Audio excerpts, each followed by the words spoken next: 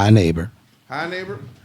And we are back with another segment of Neighbors. I am the other day, y'all already know. And of course, I got my mans in the back, Manny. Shout them out, bro.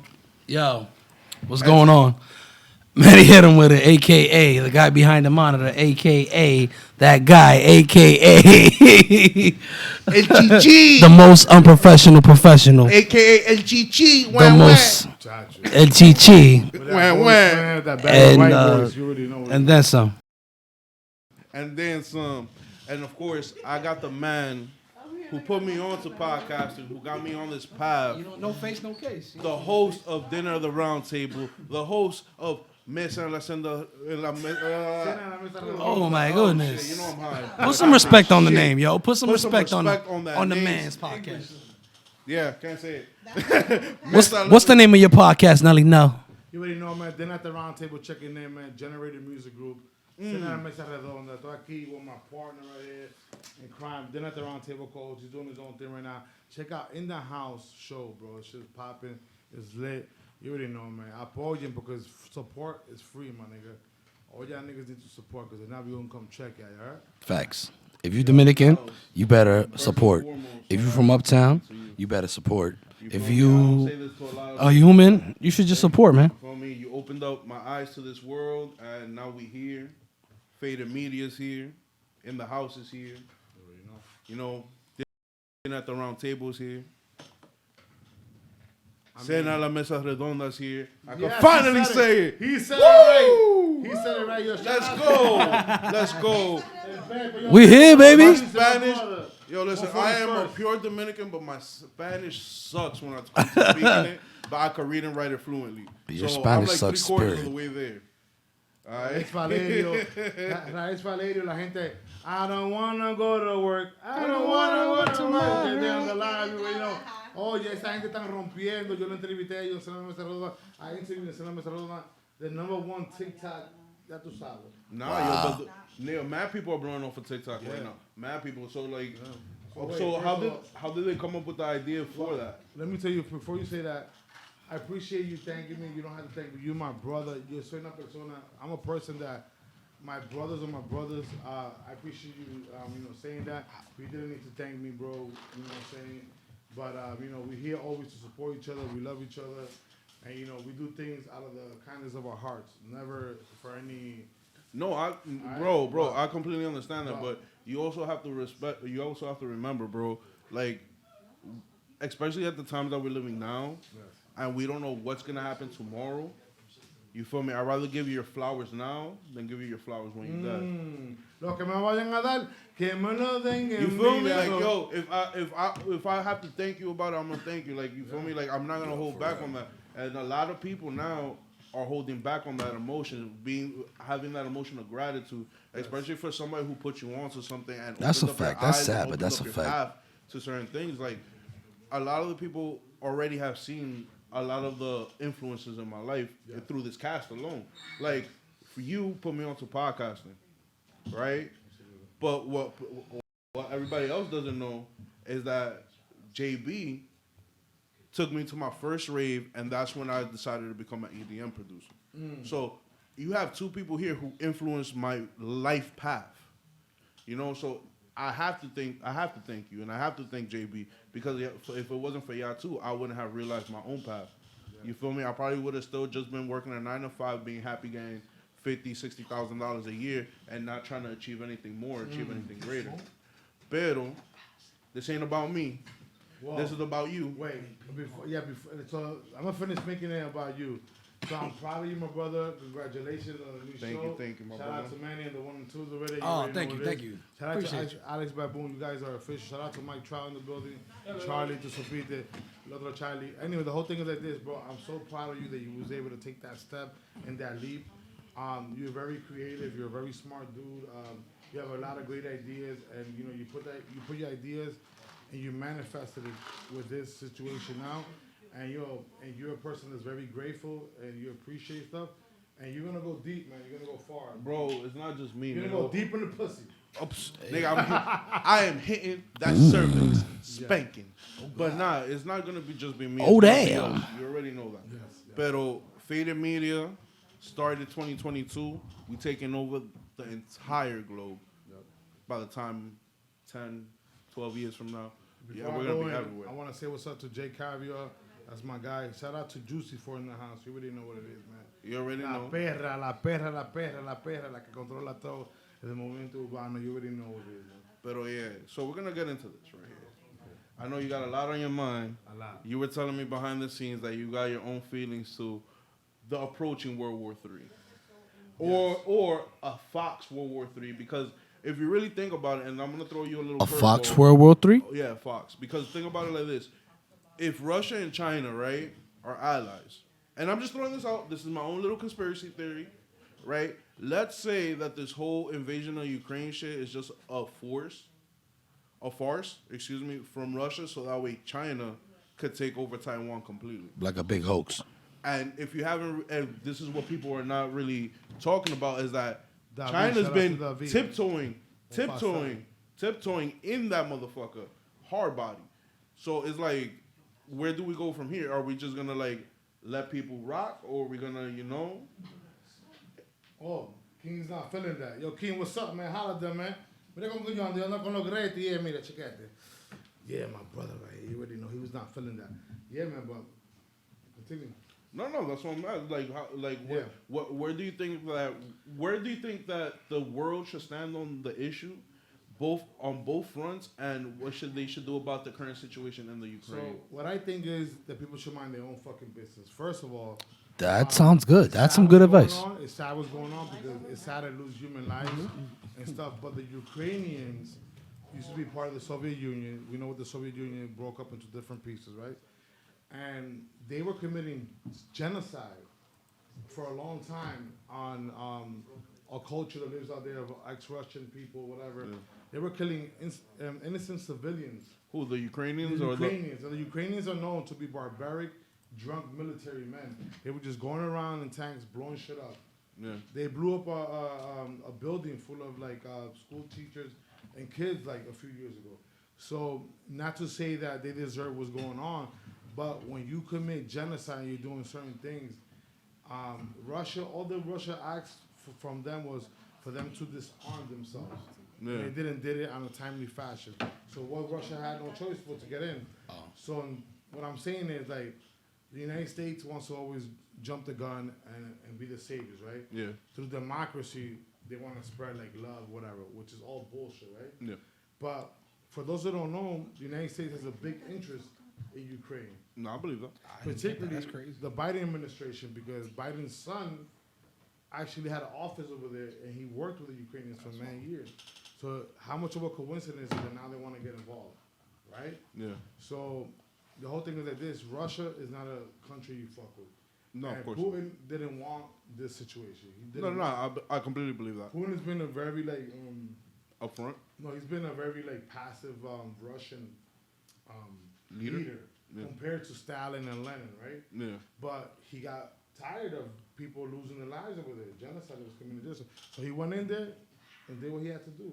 But he asked them to disarm themselves first, and they Yeah. didn't do it. Because I know that Russia's positioning themselves as peacekeepers for this whole situation. Yeah, that's what they're doing. And I'm gonna be honest with you, I have no sides in this, so my opinion is very like oblivious to the situation. Like, I don't believe that any country should, at this point in time in the 21st century, no country should invade any other country. Okay. You feel me? No country should invade. And Even if they're doing fucked up shit. it depends on the fucked up shit. If we're talking about like you're fucking with my people, Yeah. like, you're fucking with my people, then yeah, we're going to war. Yeah. Yeah, it definitely. That's how you handle that situation. Remember, Ukrainians were part of the Soviet Union Yeah. before they broke off. So they, Because they have Russian descent. in No, them. Russia would occupy the territory for I think it was 20 something years. Exactly. So this is what I'm saying is like, if another country decides to fuck with another country, then it's between those two countries to settle it out. Yeah, exactly. Now I will say this: if one country has more vested interest to the world, that let's say, country A supplies this, that, and the third to the world versus country B that really doesn't supply anything to the world except for themselves. Country A has the ability to call its allies and be like, yo, listen, if country B comes and fucks with me, y'all gonna be losing. So I need y'all to help me out. I need y'all to have my back. Okay. So it's like, this is what I'm saying. So when you're saying country A, country B, right? Yeah. Which one do you think is more of a contributor to the world? That's the thing about it. I know that the gas pipeline runs through Russia that supplies Europe, right? I know for a fact that in Siberia there's natural resources that also contribute to the global economy. Okay. I know there's natural oil in Russia as well, near the Arctic. So that's another contribution to the global economy. Okay. I could say that. Ukraine, I really don't know what global contribution they have. So I'm not gonna sit here and be like, yo, this is what I think, but this is what I'm saying. Okay. If the Ukrainians instigated the problem from the gag, they did. And this is straight up. I don't, yet again, guys. Everybody out there. I don't know all the information, so I'm not gonna jump the gun. I'm not gonna make assumptions. But this is a if statement, if hypothetical. So if the Ukrainians instigated the situation, and this is how Russia is responding to it, then I don't want to say it's justified, because any time that human life is lost, it's never justified. Especially on a scale. Even if it's for a greater cause. No, hold on. This is what I'm trying to say. If you have the ability to not take life to achieve that goal, then you should definitely go with that route. All right. And you feel me? Like, I do believe that one life, if you have to sacrifice one life to save the many, it has to be done. Okay. You feel me? Because that's the greater good. A sacrificial lamb. But this is what I'm saying. If war could be avoided, because war is the most heinous act a human could commit. Yes. War is the most heinous act that our species has. You're right. And a nuclear war is the worst kind of war there is. Yeah, that's not the thing nowadays, by the way. I will clear that up later. We're definitely gonna get into that too. Nah, but countries don't just like threaten nuclear war like willy nilly like that. Nigga, Russia does. I mean, maybe Kim Jong Un. Yeah. So, but Jin Kang Woo, I think he. Jin Kang who? Jin Kang Woo? Who? Jin Kang Woo? Who you talking about? Who you talking about? But listen, and I understand perfectly what you're saying. And I'll be real with you. And I started off the podcast saying this down there. Well, I'm gonna change something up real quick. It's been a tick for tack situation. Yeah. So Ukraine separated themselves from the Soviet Union because they felt they had different ideologies, right? Yeah. Boom.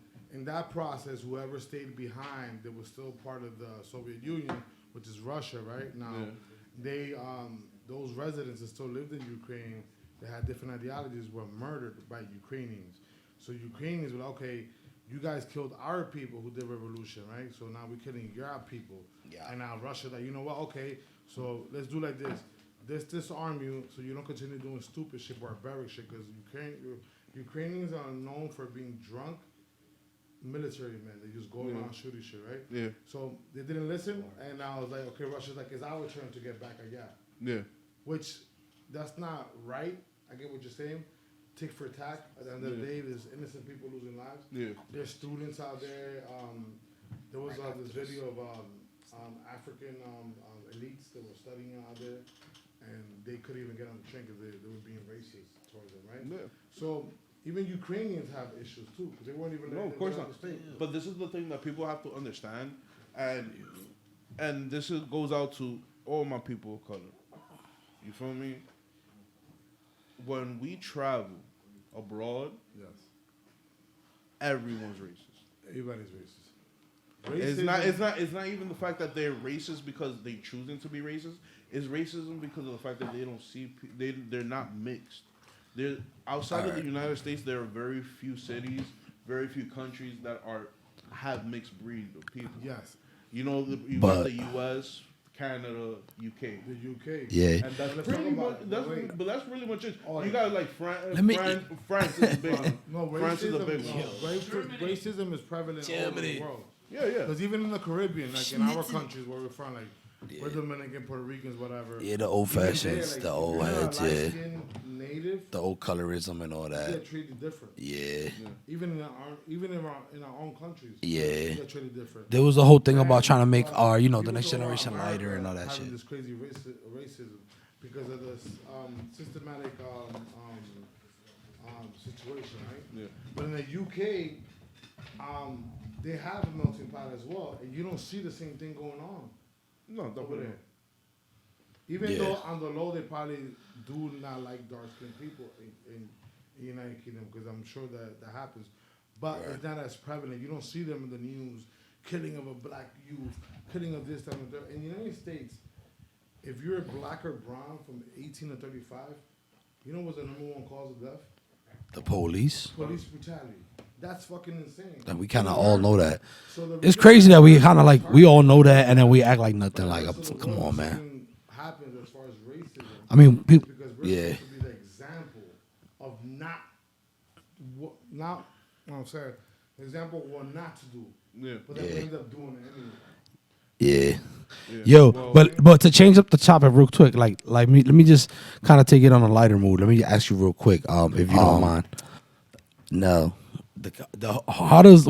what's your best part? What would you say is like the most interesting part, the most fun, interesting part of like being a podcast host? Yeah.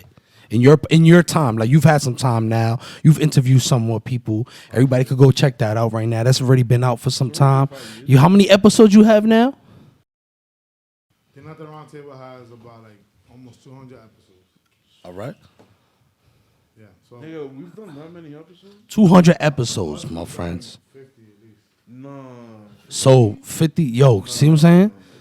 So go check that out, definitely. And they definitely have Definitely some go very check out talented Chinese, individuals, some talented individuals, some like, you know what I'm saying? I myself, if you guys want to check out my little, thing there, the cryptocurrency episode, you can check it out.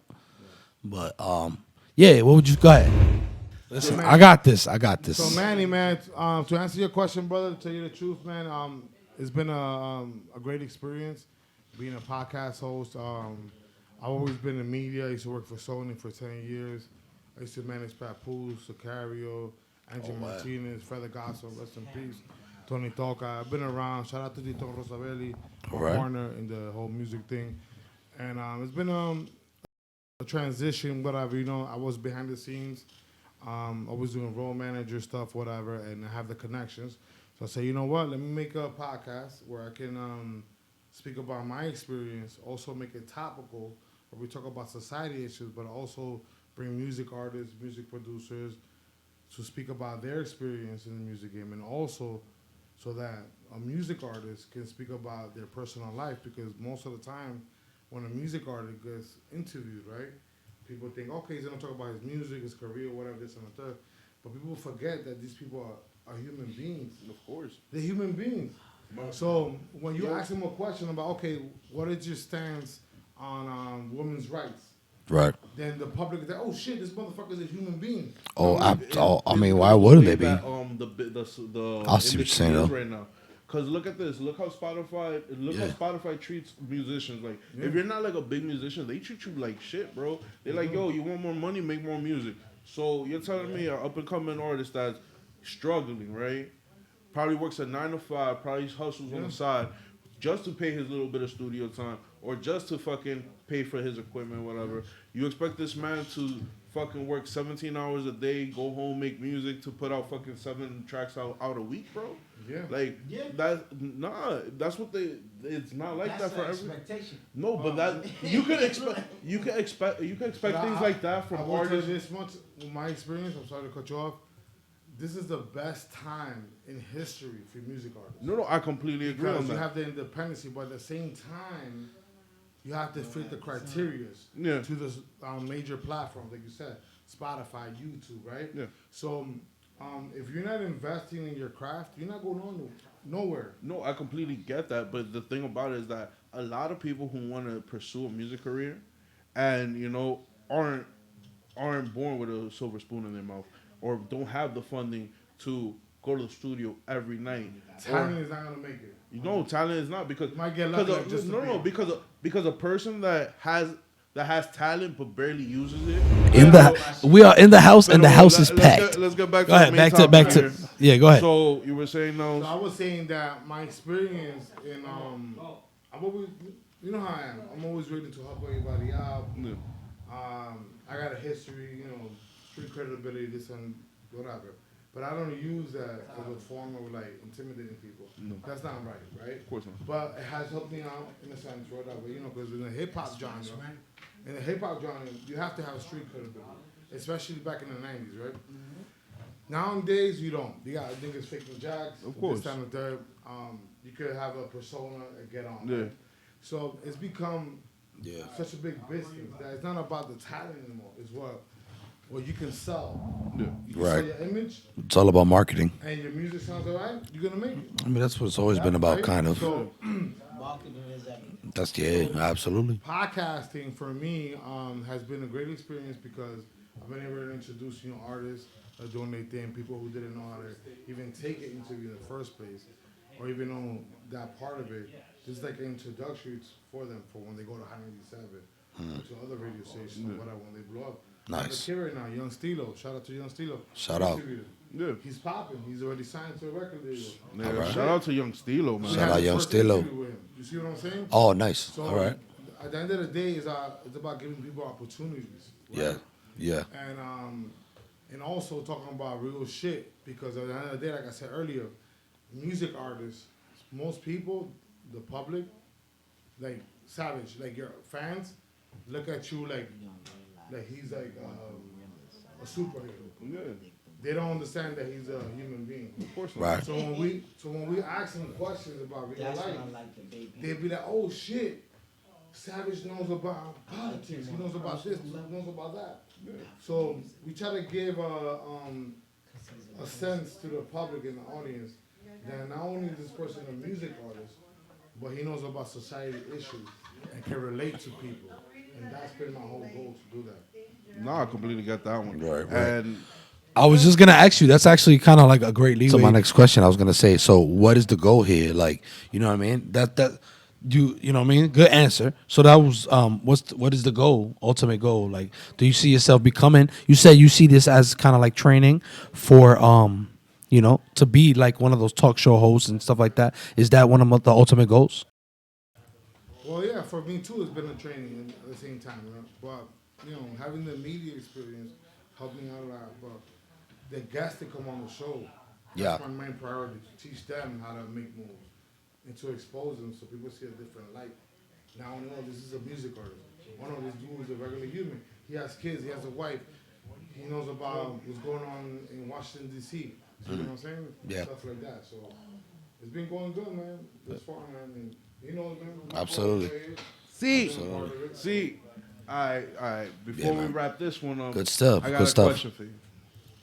If you could recommend one episode from Dinner at the Round Table and Mesa, Cena, Mesa Redonda. There's a lot of crazy ones. There's a lot of wacky ones over there. No, let's do both. Give me what would be the introductory episode for them to watch on each. On Dinner at the Round Table, I would say watch the Nani Blanco episode. All right. Because that episode was very organic. Okay, the guest Nani was Blanco very, episode. Fluid, she was vibing with us. And Yo, that's a dope name too. I can't lie. Me was killing it in that episode. Of course. We had like a lot of sideline jokes, whatever. So that was a great episode. Cena Mesa Redonda, I would say the best episode was probably with OG Kanga. OG Kanga, shout out to OG Kanga. He has a new song, Bonnie and Clyde. To repeat the guys, just lit. He was very organic. He's a dude that's really actually in the mix.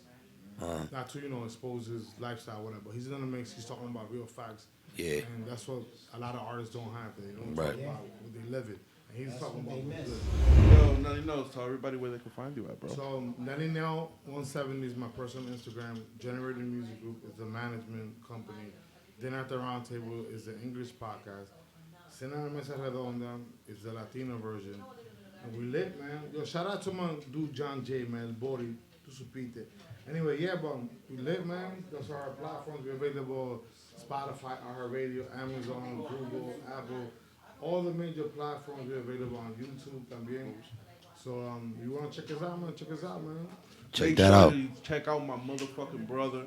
You're gonna see a lot of us because we got a couple of projects in the mix. We're not gonna say exactly what it is, but this summer is gonna be lit as fuck, and you're gonna see us everywhere. But yo, Nelly, take us the fuck out of here, man. You already know what it is, man. Dinner at the Round Table, Generated Music. We in the All that, you heard?